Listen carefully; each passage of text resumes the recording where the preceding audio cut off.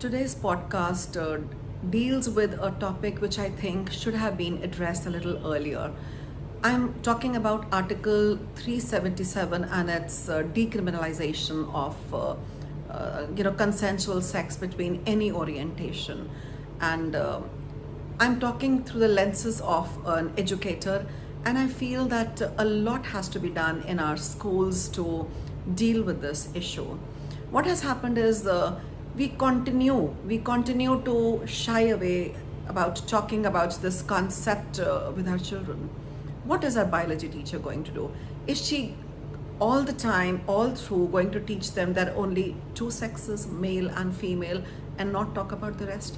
Are the chapters not going to talk about the third genders or the others that are present, when especially the Honorable Supreme Court has asked people to be sensitized and talk about it?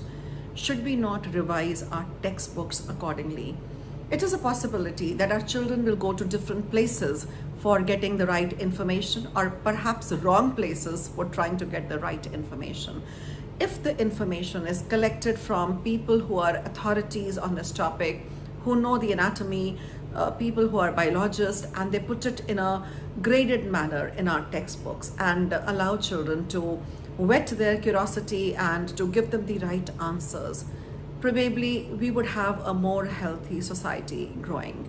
We cannot be teaching our sciences in this particular manner and continue to do so. NCERT, which is also the content vetting and creating body, CBSE, which is an examining body, both have to take a very, very serious look. How long are we going to not talk about it? In places like Canada, where people are free to get them addressed with different pronouns like his, her, it, them, they, whatever their preferences.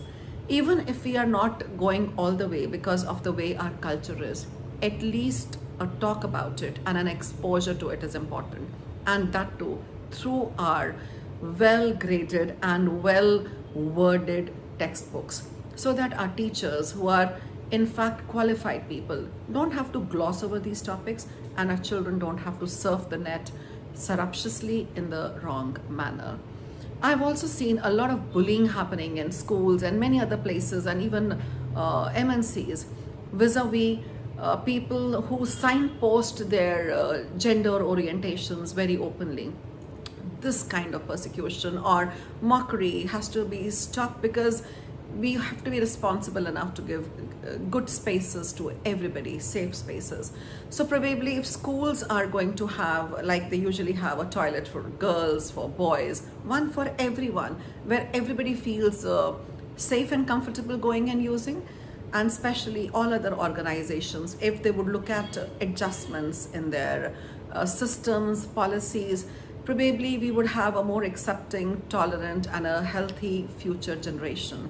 We are talking about moving forward, globalization.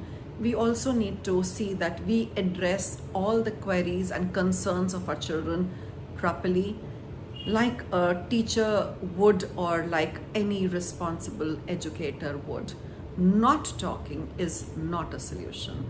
I would earnestly request everybody, all the educators, policymakers, to post their comments about it and talk about it and have an open debate why we cannot have it in our school systems in a graded manner, what kind of hurdles or impediments we might face, so that we can work around them and not indefinitely defer it or delay it.